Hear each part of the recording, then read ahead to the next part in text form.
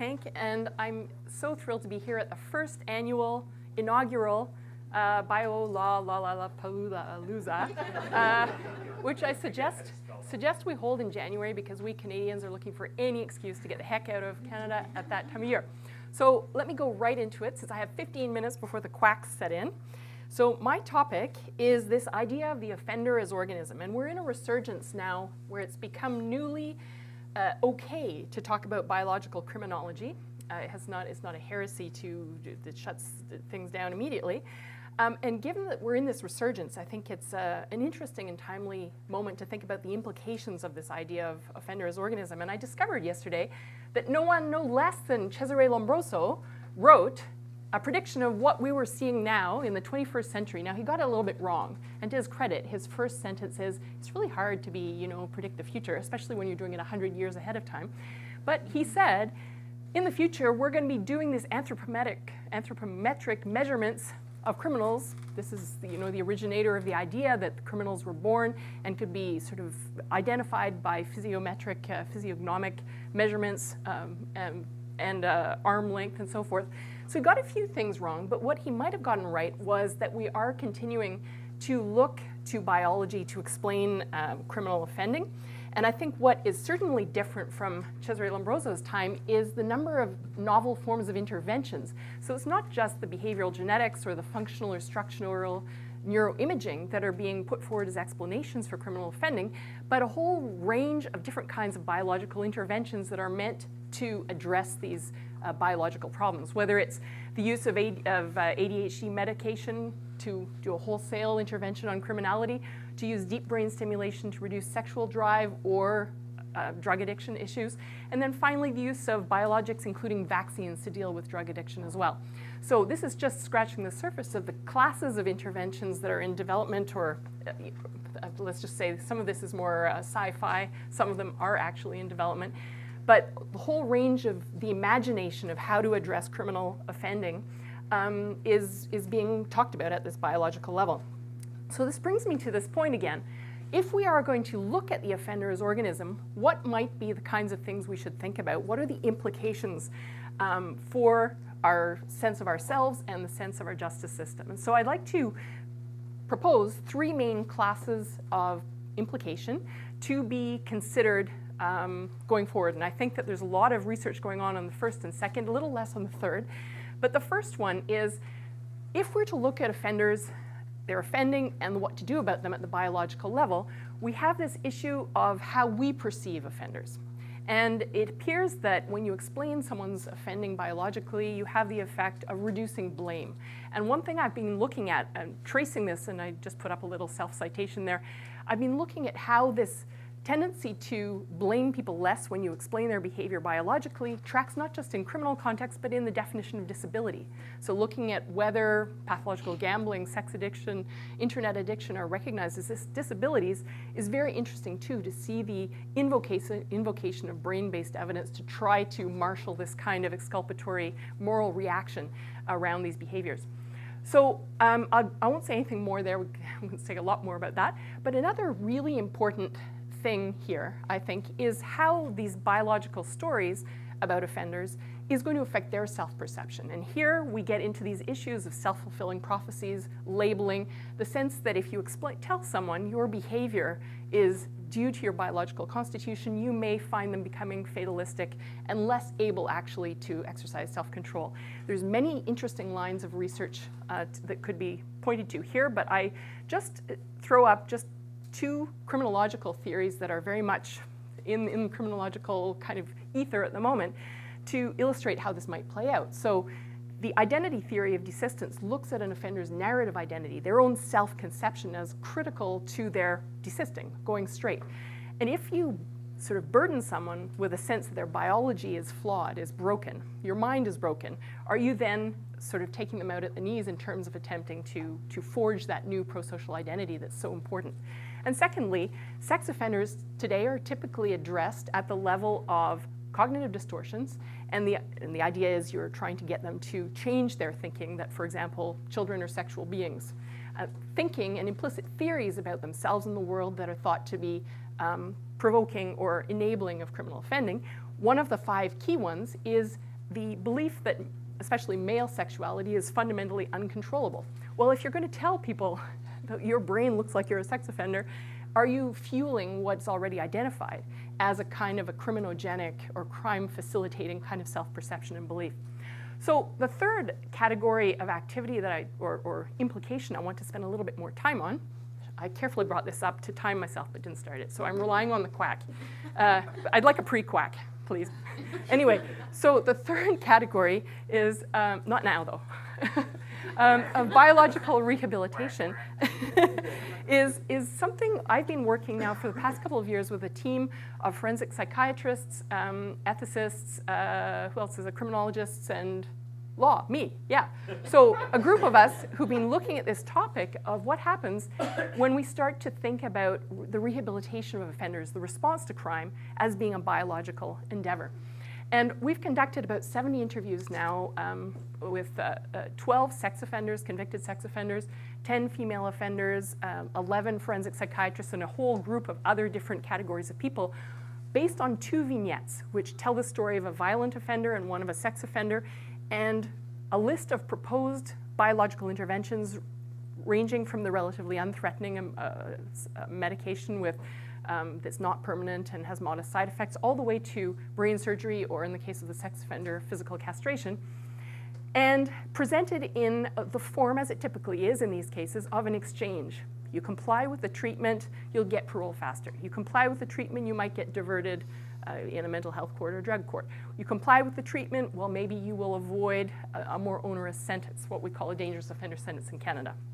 So we've been exploring all these, the reactions at so many different levels. It's what is freedom, what's coercion, what's the legitimate boundaries of coercion, what is the function of rehabilitation, what are we actually trying to do, what are the ethics of the psychiatrist participating in. Sorry. Oh, that's not a quack, okay. What's the ethics of a psychiatrist participating in this kind of activity? So there's a ton that could be discussed here. What are the benefits and harms of a change in identity? Does a biological change actually induce a change in personal identity? All of these things are being worked through now, but what I've done instead for the purpose of this presentation is to select a couple of points that focus on this issue of biological rehabilitation. What is it, and what are the implications of seeing a rehabilitation in this way? So what is rehabilitation? This is actually a very difficult question, it turns out, to answer. There's absolutely no common understanding of this in terms of its justifications, its end goals, and its methods. And so, and you can find any number of different kinds of things coming under the heading of rehabilitation. And if, as I did, you retreat to the Oxford English Dictionary, you find a laundry list of a good 15 different alternative definitions of rehabilitation. But if we select the 2 pertinent for this topic, you have the correctional vision of rehabilitation, or the improvement of character, skills, and behavior of the offender, or you have the medical form of rehabilitation, the restoration of a person to health and normal activity after injury, illness, disablement, or addiction. And I think what's interesting here is what you have in biological rehabilitation in the offender's organism is the bringing together of these 2, the fusion of them, and what might be the implications of that. So from the mouths of my participants, here's a few sample for you. So one interesting thing is rehabilitation is sort of conceptualized as an empathetic response to someone whose capacity is diminished. It's the response of a non-condemnatory kind of system to try to help someone who has had trouble. But what is really interesting is you cannot manage to escape the retributivism that is inherent in the system. And what's interesting is it comes not from the justice system, it can come from the offender himself. So these are 2 offenders, one saying, I think people are going to consent to these treatments out of a desire to be punished, a desire to atone, to take on board risk and harm in order to make up for what they've done. So one saying, I was mortified by what I've been done and was willing to do anything to try and begin to make up for it. So I would probably have said yes. Another one saying, well, you shouldn't offer physical castration because they're in remorse and they hate themselves and they'll just do anything because of that. So well, the point's clear. The retributivism might be sort of latent within this structure. And then another offender is saying, you know, this was very interesting to me. The sense was, if they take on the risks, they deserve a lighter punishment, a lighter sentence. It's a sense that whether it works or not, they're putting themselves at great risk that this is actually an equivalent to a form of punishment. But then, no, this is supposed to be rehabilitation, right? So a little bit of a blurring. Blurring of the physician's role, I think this is typical all over forensic psychiatric ethics. I think that the ante is upped when you get into biological rehabilitation where you do have risks. And we have these are psychiatrists now, one saying, well, this makes us feel a bit like jailers because we've got to tell on our people if they don't like the treatment. And well, maybe they're not going to tell us if they don't like the side effects. They're not going to tell if it's not working because they don't want to upset the apple cart. But the idea of being conscripted into the system of state control here. Of course, as well, all over this is the idea of what is a pathology and what is actually an instrument of social control. And many of the psychiatrists talk about, well, making someone a more productive member of society is itself a therapeutic goal. So a kind of a blurring or a malleability of what is understood as pathology, what is medicalized. And then one saying, let's be real here. And this was the most kind of clear acknowledgement of this. We're not really doing treatment, we're doing intervention. He went on to say that we should just not even talk about this as treatment. This is not a health intervention to meet a health need, it's a security need, that we're intervening for security need. It's terribly easy for the professionals keen to help thinking they're doing treatment, but that's not what they're doing. And it's okay, we can do that, but we've got to be clear about it. So one of our projects is to specify what are the forensic psychiatric ethics in this role. Very, very interesting, I found this, was the sense that, wait a minute, the biological fix is an easy way out. There's this tremendous preference for the heavy lifting approach to self-change. You got to put in real effort, not this easy take a pill business. So if I want to lose weight, I just take a pill, right? Easier than exercise. This is a member of the public saying this about, what the heck are you doing this easy way out? Offender says, well, this is weird. You don't have to do anything, no responsibility. The needle just goes in, that's it. It's almost like you're brushing your teeth. This is a member of the public as well. Part of your routine. You wouldn't think about what you did in the past. Just take your pill. So interesting. This is getting to the idea that real rehabilitation is something that is worked at, is something that operates on the reasons responsive mind as opposed to the somatic body. This, very interesting, a question. I put this question to the psychiatrist. Is it used more often with offenders with intellectual disabilities? Well, absolutely. They're less likely to be reachable through psychological means. So if we've abandoned the idea we're rehabilitating in the sense of changing something about the value structure and the ideas of a person, are we rehabilitating anymore, or are we biologically managing? And what about the sort of discriminatory implications of this, that there's certain classes of people who are going to be managed biologically as opposed to reached through reasons-responsive mechanisms? Another very interesting theme is the idea that, wait a minute, if there's no bio-explanation and no bio-treatment, you're not going to get an offer for a reduced sentence. That's unfair. What about the violent offender who's not a drug addict? He doesn't get this offer in this deal, which I thought was interesting. We're starting to get into a conception of, wait a minute, this is a useful thing. We want everybody to have access to this biological, get out of jail free card. And then this I found a really fascinating. Psychiatrists saying, look, if they're willing to do this to themselves, and this was in response to a question, what about a treatment that's not fully effective? Well, he said, that's not the offender's problem. It's the medical community. It's up to us to come up with a real effective treatment. They shouldn't lose out just because you don't have an effective treatment. And I think that's the end. Don't get to have the quack go on. Okay. Thank you. This is my last slide. Ben, last slide. So the previous slide was, it's our obligation as society to provide rehabilitation. And then it's a very short hop to the next point, which is there's now a moral duty to adopt biologicals to become rehabilitated. So this is one focus group participant. You're not planning on being fixed, then why do you deserve to walk amongst us? So I think this is very interesting because this is... see how I faked him out into turning off his system by pretending to be done? Okay, well, I'll get out of the way before the hook comes. Okay. 5 minutes for questions. Thank you, Jennifer. Yeah.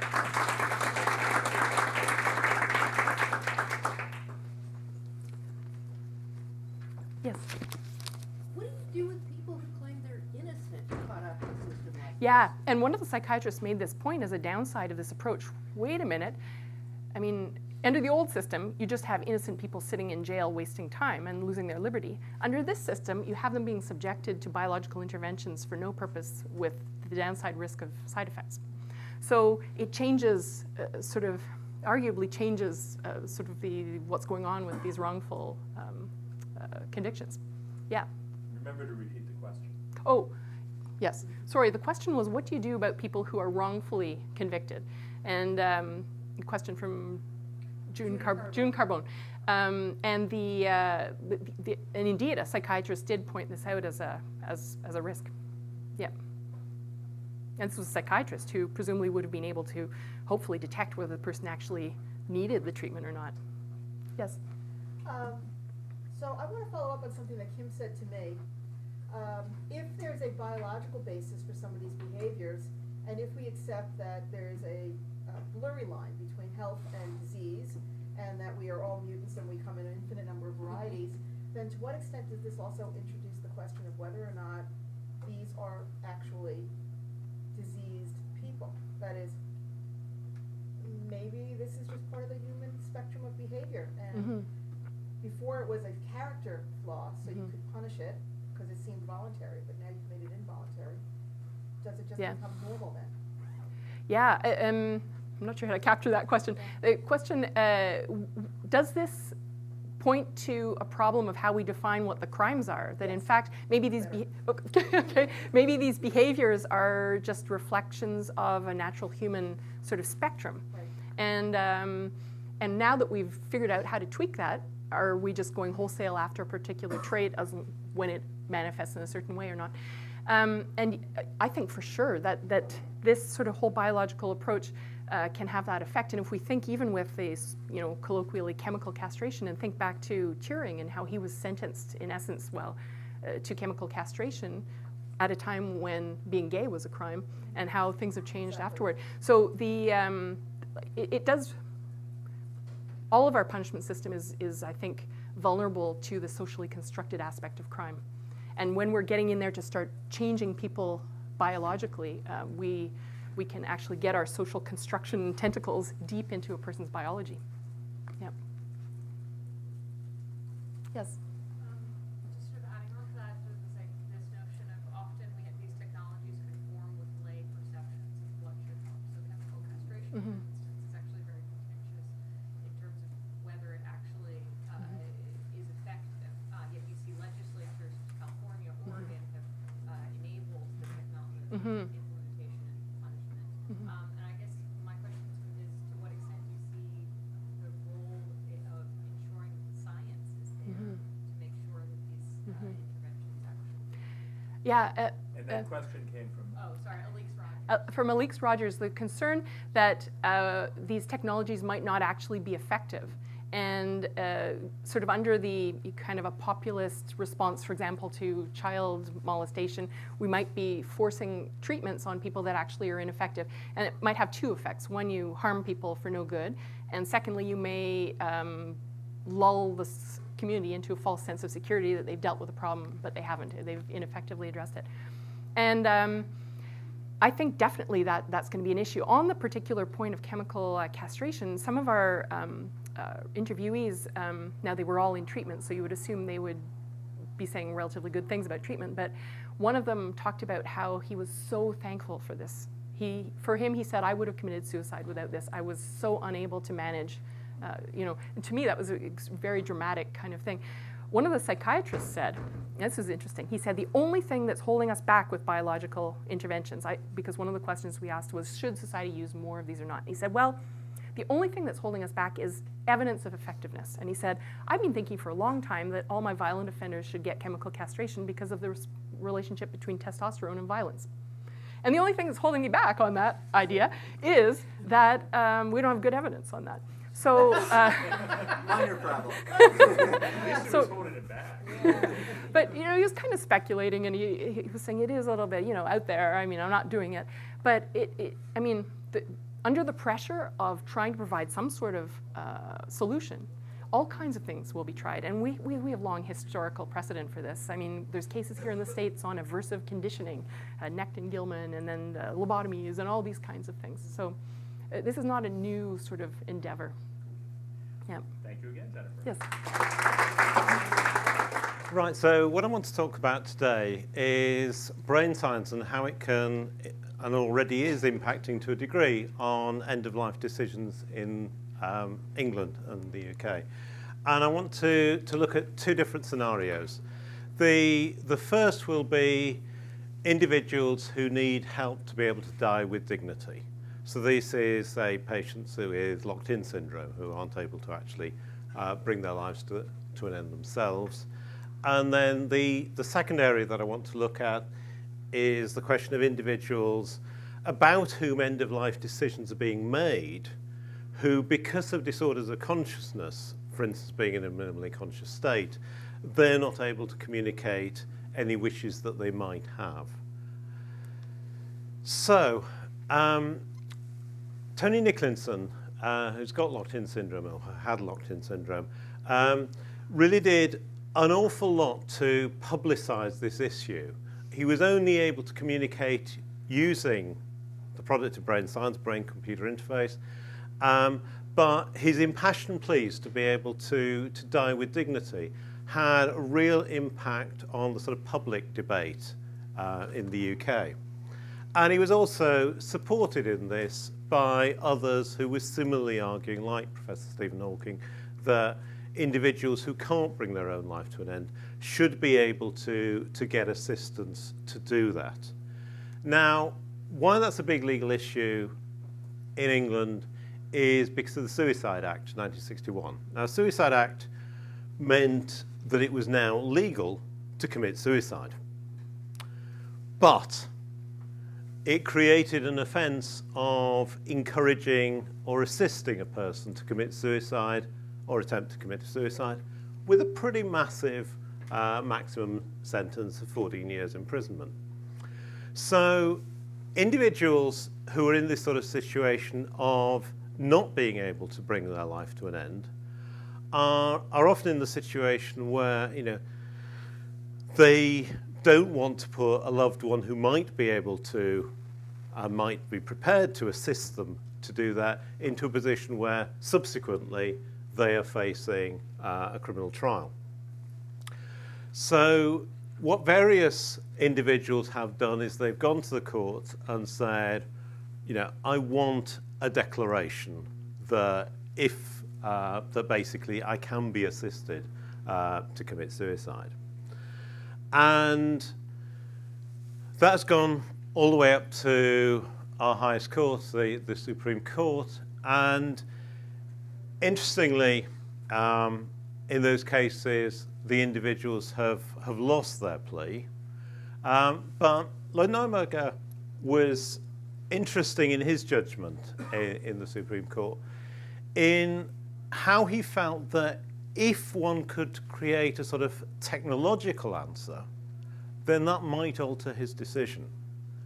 So he said, to my mind, the difference between administering the fatal drug to a person and setting up a machine so that the person can administer the drug to himself, not merely a legal distinction.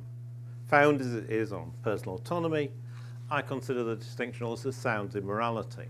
So the other members of the Supreme Court didn't take this line, but as the most senior judge, Lord Neuberger, took this view that maybe there could be a sort of brain-computer interface solution where someone could wish this to happen, and the technology was there that, using, say, eye blinks or whatever, it could bring their life to an end.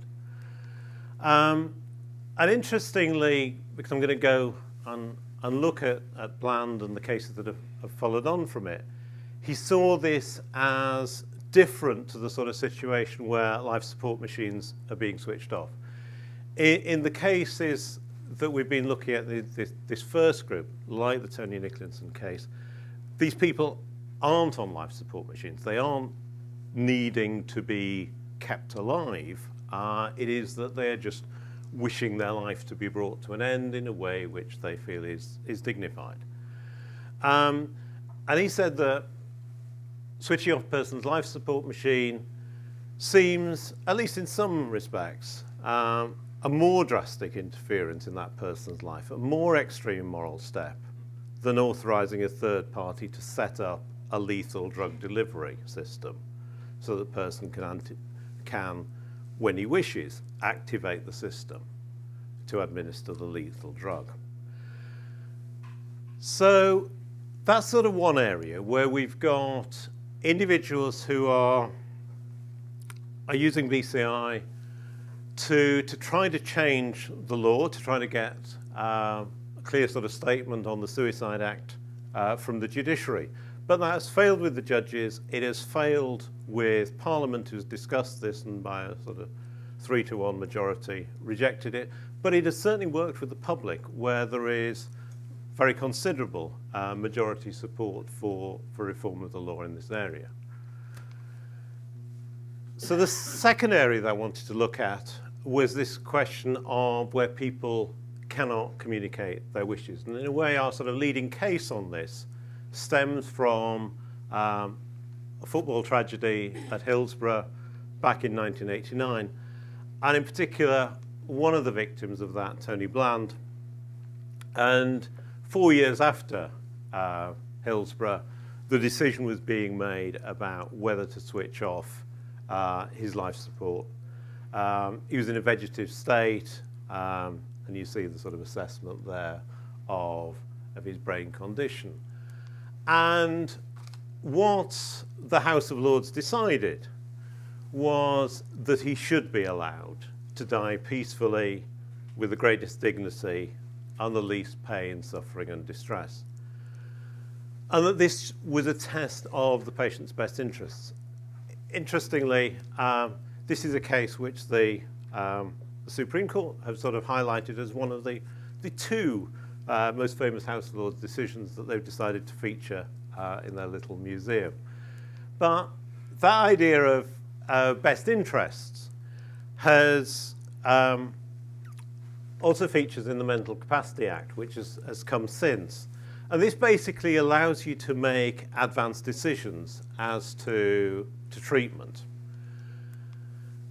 And you can even make advanced decisions relating to life-sustaining treatment. You've got some procedures to follow, but in XB's case, using an iBlink computer, XB was able to say, to make the decision that did not want life-sustaining treatment.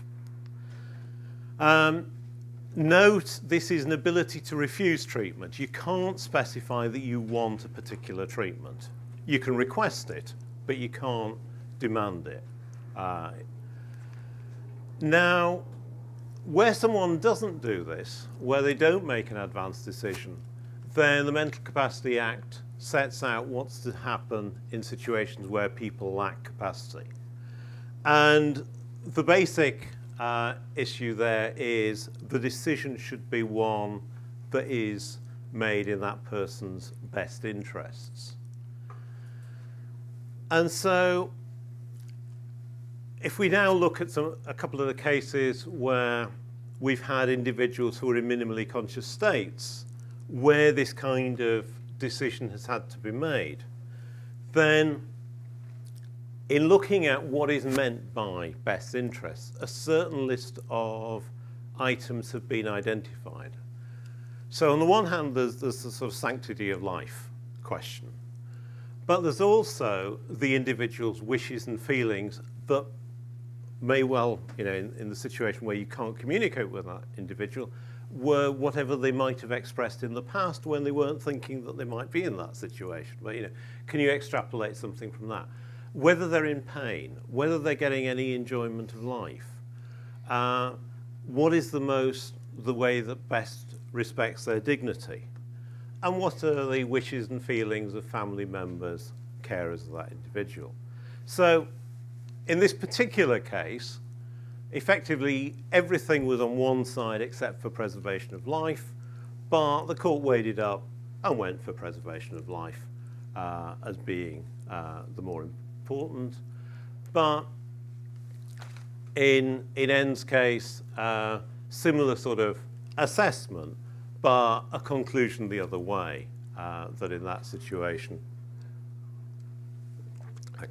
the life support should be brought to an end. And again, what is the question there is not, is it in the best interest to die, but is it in the best interest to continue treatment?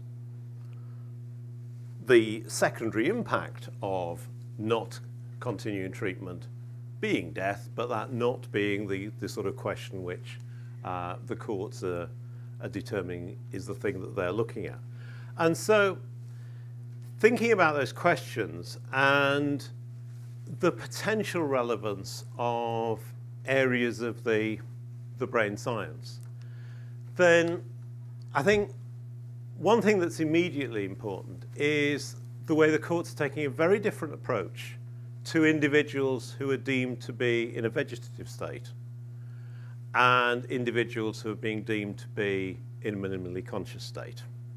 And we've seen quite a lot of, in the literature, sort of discussion about how accurately those diagnoses are, how many are misdiagnosed, etc. But for the courts, that's pretty vital, because vegetative state is effectively leading to a decision of there's no quality of life here, it is fine to withdraw treatment. MCS, and the courts are now talking in terms of MCS plus and MCS minus, is important, because then you're moving on to these questions. Now, at the moment, all the cases that we've had are looking at these various factors, but they're often on sort of guesses, estimates, impressions as to is this individual in pain or not. And that's one of the areas where it may well be that lots of the work in the brain sciences on being able to detect chronic pain with confidence may well sort of impact on that decision, because at the moment the estimates as to whether or not someone is in pain or not are problematic, and it may be that it'll help those.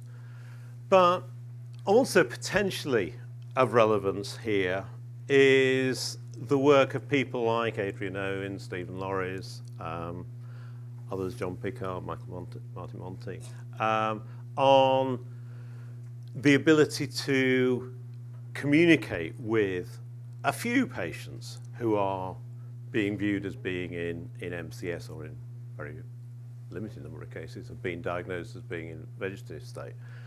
And there, whether you could get some sort of assessment from them of whether they had any enjoyment of life, whether they wanted to bring their life to an end. And this isn't necessarily just looking at people where you're looking now at a decision to bring an end of life, but it could also be someone who's made an advanced decision who you're trying to check, do they still hold with that earlier advanced decision? So the sort of possibility there of these kinds of decisions in future being able to be better informed as to what a patient's best interests might be. Okay, thank you.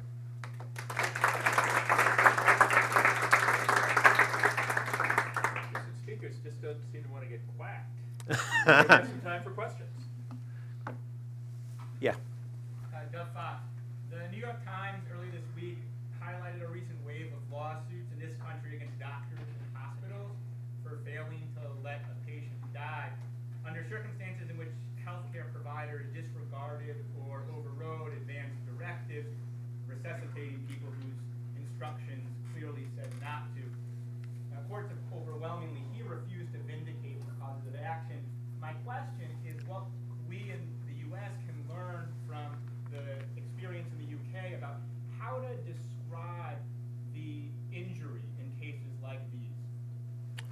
Right, so the question there from Doug Fox was, in the light of American cases where actions have been brought following decisions not to follow prior wishes of patients to have their life come to an end and not to receive further treatment, whether the states could learn anything from England on those sort of questions. I think we are in a position where the English approach has been that it is okay to continue treatment until such time as this has been clarified. So I think in those sorts of instances, even where there was an apparent statement that, say, a patient should not be resuscitated or whatever, or treatment should not be undertaken, a hospital trust would be able to defend itself by saying that would have been an irreversible decision. We wanted to make absolutely sure before we took that action, and therefore we decided to do the intervention. Now, if that instruction was very, very clear, I'm not sure if that would necessarily work in an English court, but I think if there was any area of possible uncertainty about whether that particular instruction actually applied to this particular situation, then the courts would be likely to take the view that the hospital in that case, say, was not negligent. But as far as I'm aware, we haven't had a test case on that. But we've got some commentary in decisions which do suggest that that sort of keeping someone alive prior to is okay. Yeah. Hi, it's Neil Brown. I have a question about the best interest test. So Right. it maps on, not identically, but it's similar to the compelling state interests that are advanced for a substantive due process Yeah. case for withdrawal or termination of Yeah. life support, with one exception, which I don't see here, which comes up in a lot of cases in the U.S., the autonomy of the physician. So it's kind of related to your point, but it's elevated to something like the compelling state interest, that the physician shouldn't have to do it on his or her hands, or the sanctity of the profession is in and of itself a state interest. So I'm just curious if that discussion is developed. Right. So that was Neil Brown, Tina. And the question was about the whether this best interests test included the wishes of the physician and the judgment of the physician. In a sense, it creeps in the wishings and feelings of the family members and carers. It creeps in a sort of assessment of the prognosis for this patient, but it isn't sort of identified as a factor. Most of the cases that we've had have been ones where the physicians have been, to an extent, a bit ambivalent about what the outcome should be. They've tended towards we'll sort of go along with the wishes of the patient's family kind of thing, that this is a difficult to balance question, and this is our view on the sort of long-term prognosis for the individual.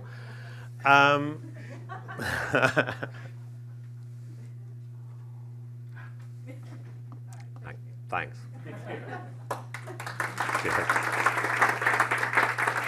So I'm going to talk about capacity assessment in guardianship proceedings and advances that we've seen in looking for biomarkers of Alzheimer's disease. And most law is usually triggered for lots of different reasons based on outward behavioral manifestations of changes. And I'm going to talk today a little bit about how that, if we move back earlier into brain states on Alzheimer's, how that may affect the guardianship proceeding. Okay. So I'm going to look at three things: capacity theory, a couple of examples of biomarkers, and then look at the implications. So we're all very aware the demographic changes that are going on in our country. We're expecting a national health crisis with regard to our aging population. By 2050, we're expecting about 8 million people in our country to have Alzheimer's. By 2050, we're expecting 15 million people. At the same time, we're seeing a rise in contested guardianships for a variety of reasons. We're wealthier. We have split families all over the country and other reasons as well. Capacity and competency. Competency is usually a medical term. Competency is a legal term, and competency, I have a lot of assistants here. Very good, Renee. Thank you. Competency is a legal term, capacity is a medical term.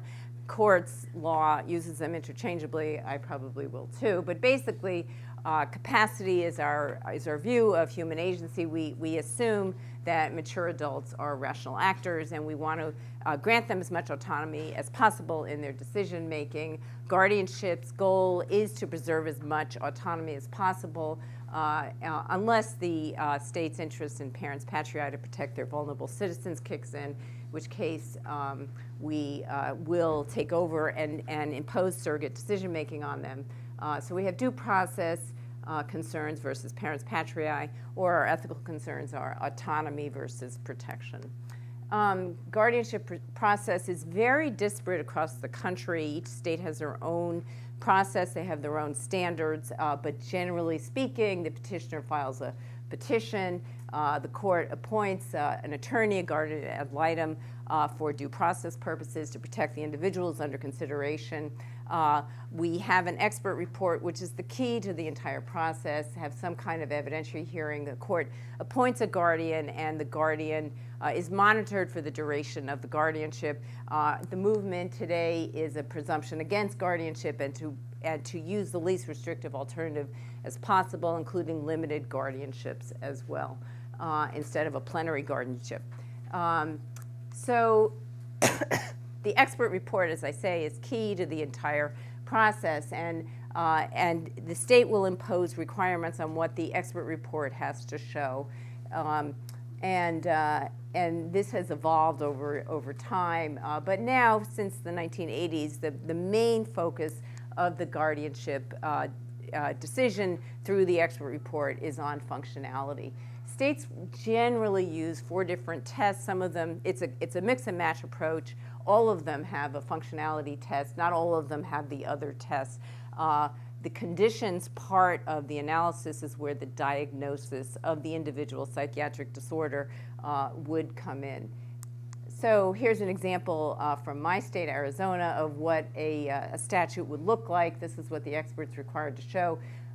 Diagnosis, any kind of functional impairment that the individual has. They also are required to analyze the individual's performance of their daily tasks of living, and finally a prognosis for the future. In that functionality test, the expert and the clinician will actually analyze the tasks that the person's capable of performing. And again, the emphasis is on behavior. It's on preserved function. The conditions is where the diagnosis would come in. Every state does not have this requirement. So sometimes the state won't even consider diagnosis. If it does consider a diagnosis, it will never be considered dispositive. The evaluation is conducted through clinical interviews and interviews with the family members or others who know the person under consideration very well as use of standardized neuropsychological assessment instruments. Even despite all of this, capacity assessments are considered inconsistent. For a lot of obvious reasons. It's inherently a subjective evaluation. Experts, like in any other field, may disagree with the analysis. They may be focusing on different parts of cognitive and decisional abilities. The interviews may vary in quality. The deficit may be temporary, and that might not be recognized by the clinician. And even the functional neuropsychological assessment tests are criticized for inconsistency for a variety of reasons. So at the same time that we have this system in place, we're seeing tremendous advances in the area of search for biomarkers of Alzheimer's disease. And most of us know that you can only verify Alzheimer's through autopsy, through postmortem analysis. And we're looking for characteristics that we find in these autopsied brains: amyloid plaques, neurofibrillary tangles, and brain atrophy. And so the goal is to find signs of these characteristics much earlier on in the living brain.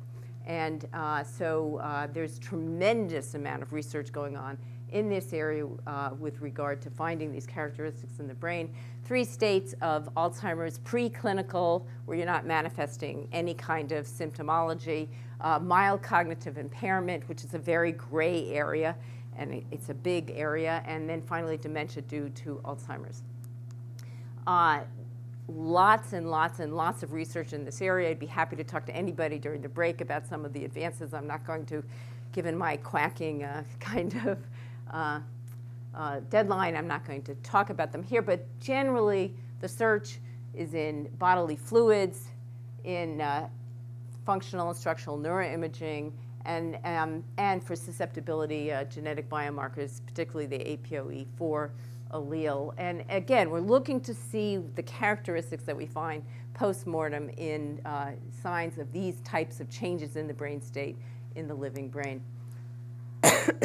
Having said that, that there is a ton of research here. It's not ready for prime time. Although most clinicians have already started using neuroimaging in, neurologists will use that as a matter of course now when they're diagnosing people who are suspected of having Alzheimer's or other dementias. But even when we get to the point where this is prime time, these biomarkers will be probabilistic. They won't be determinative. They'll be showing of a very high increased risk of developing Alzheimer's, but they won't definitively tell you that. And we will always use these biomarkers tests with other types of clinical tests. But having said that, they're on the horizon, they're coming, and we will document early states of Alzheimer's. Just as an aside, the cure level, of course, is not anywhere near the same at the same advanced states that we're doing these Alzheimer's biomarkers. It's a shame, but that's another question. So how is this going to affect our capacity assessment in that guardianship proceeding? So as far as I know, it's an unexplored area. Courts haven't started to consider this type of evidence yet. And again, as I said, most states emphasize performance-based analysis and observed behavior, and that will continue. And some states don't even consider the diagnosis. Even if you did consider a diagnosis, it's always considered, it's a consideration, it's a factor, it's never going to be dispositive. And that's stemming back strictly from those due process concerns, from taking away somebody's decision-making power. Nonetheless, this is going to have an impact. First of all, it will, as I said, that capacity assessment has inconsistencies, and so this serves as a nice check and balance to the capacity assessment. It gives the court a likely explanation for apparent deficits of the individual, and it helps with that subjectivity. It gives us empirical data rather than just using soft data. And it will be very important for us when we're determining the length and the scope of the guardianship for prognosis purposes. It's very important for us to determine whether this is a reversible decision, condition like depression would be, as opposed to something that will be permanent. In addition to direct impacts, it's going to have indirect impacts as well. It will help us strengthen our neuropsychological assessment instruments because it gives us relevant comparison data from relevant groups, and it'll help us increase the accuracy of our cutoff scores and hopefully strengthen that. It may change the way states look at the capacity assessment and change their statutory factors, which may in turn lead to greater nationalization, unlike what we see now. It will help us create a baseline for the progression, help us very much with the determining the scope of intervention, and the prognosis for the individual. It'll also have an impact on the individual, him or herself. If they get this information about having these biomarkers, they may initiate either choice of their own guardian or initiate the proceedings themselves, which I'm sure most of us can relate to, not wanting certain members of our family to be guardians as opposed to others. So I think that would be a useful thing. Even so, even though it's knocking on our door and it's going to have an impact here, there's tremendous problems that we have to anticipate with this. First of all, the individual who will show these biomarkers will be susceptible to manipulation and by the petitioner, by other family members, and we have to guard against that.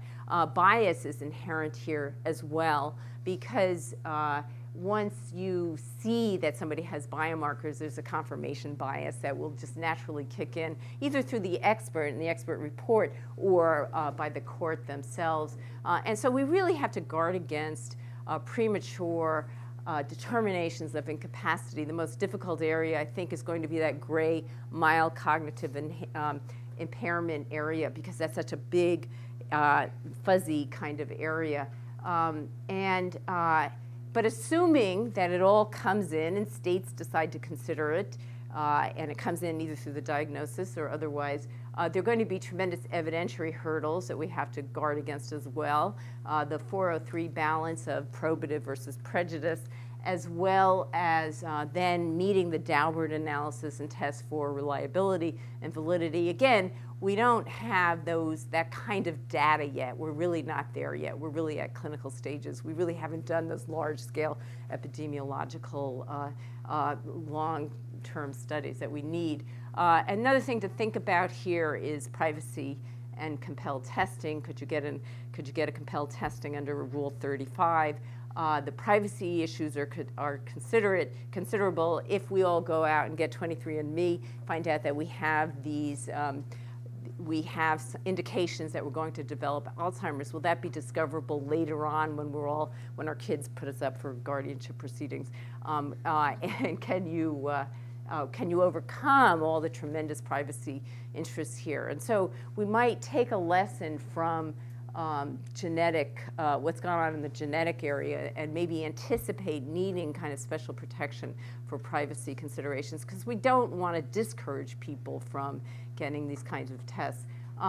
The other very important consideration here is that people progress very differently, and some people who may have biomarkers of increased indication of the likelihood of Alzheimer's may never develop it as well. And the theory is that some people have more cognitive reserve than others, and so we were not really sure. So we're not quite sure exactly about the significance of the tests and how they should come into play in the guardianship proceeding as well. And so we need to resist de facto categorical rules in this area, either no biomarkers or all biomarkers all the time.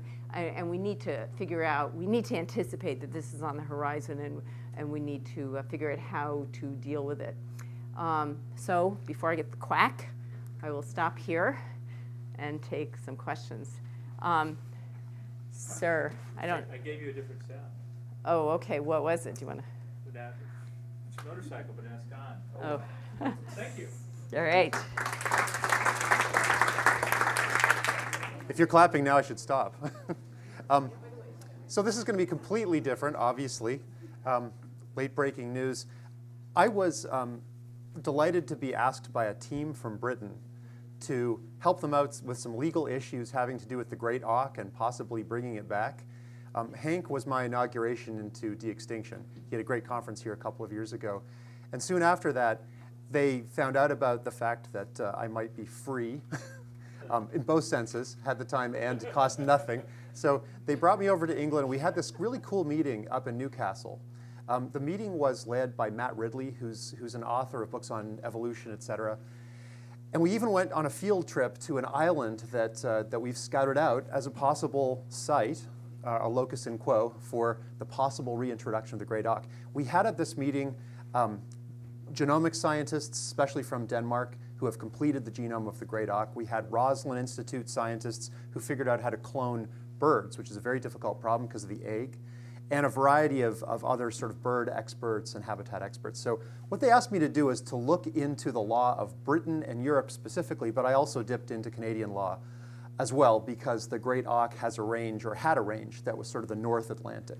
So this might seem a little science fiction-y to you, but the law itself, I think, is fairly well pinned down.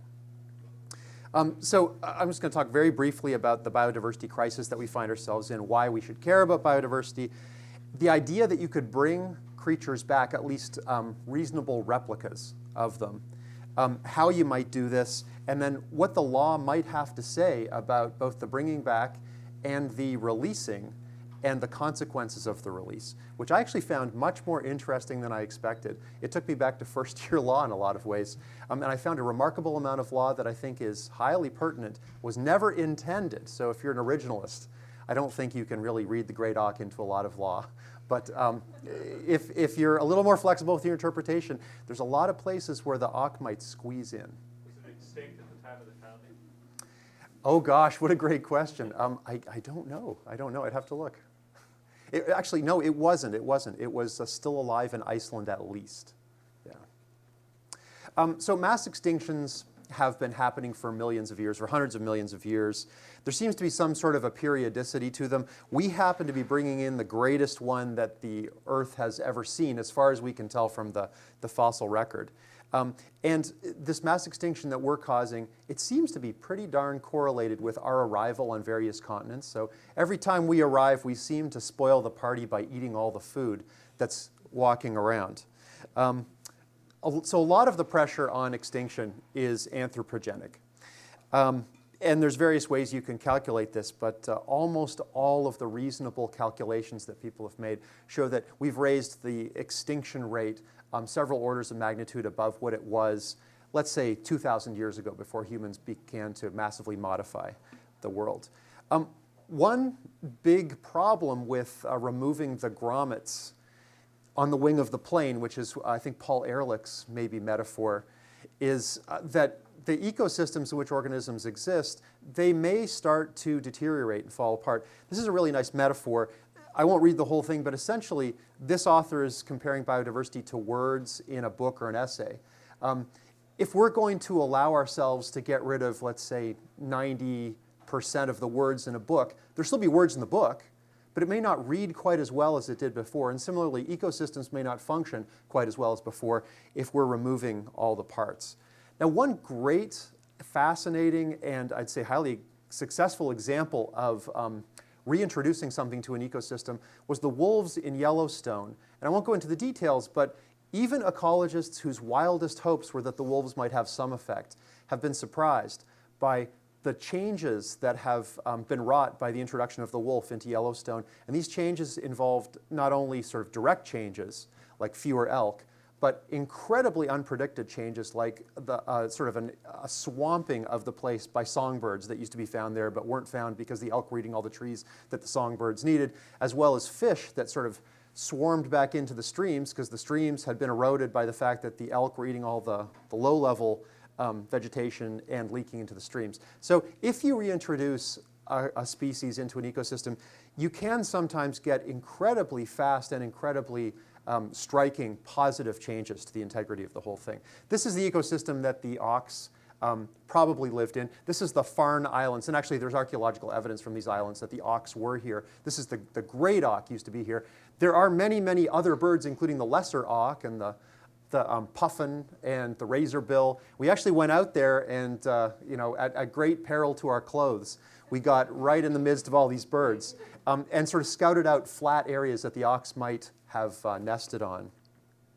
So one of the things about this project and several others, including the passenger pigeon and the Russian mammoth project, I'm wearing a mastodon on my tie here just to honor it, is that this phrase, as dead as a dodo, it may actually not make any sense in 200 years.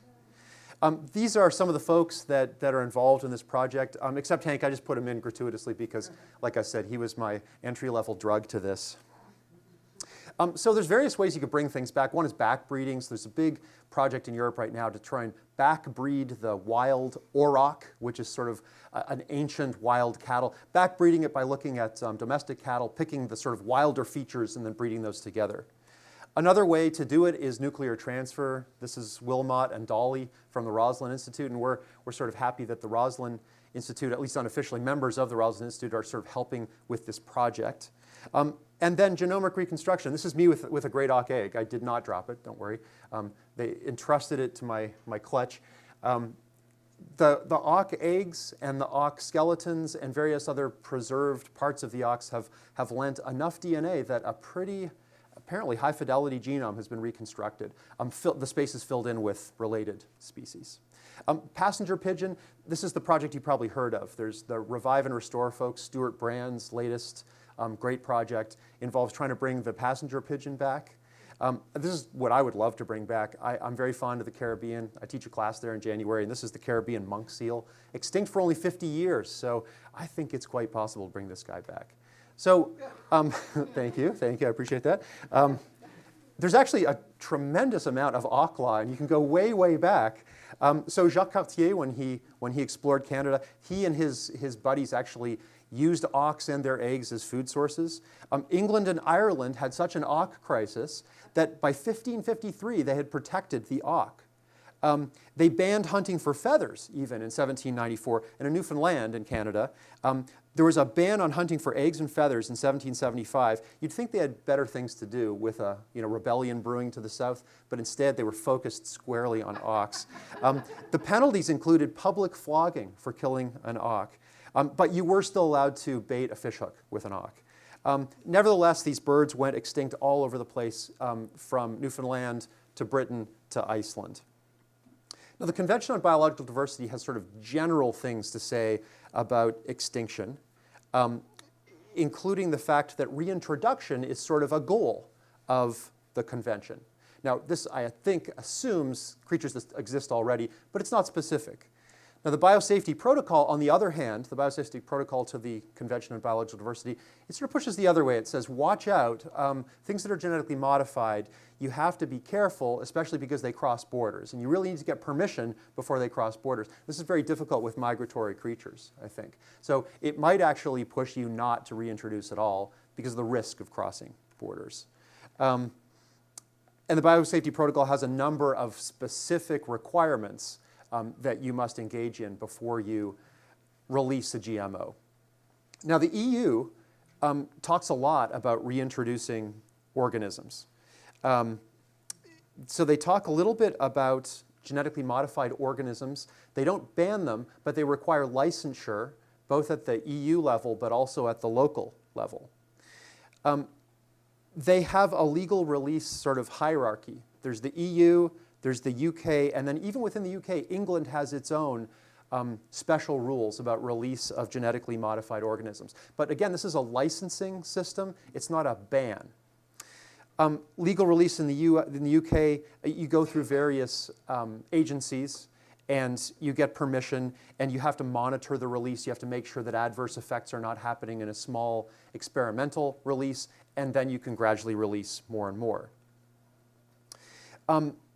Consent is required if you're going to transfer novel genes to other organisms.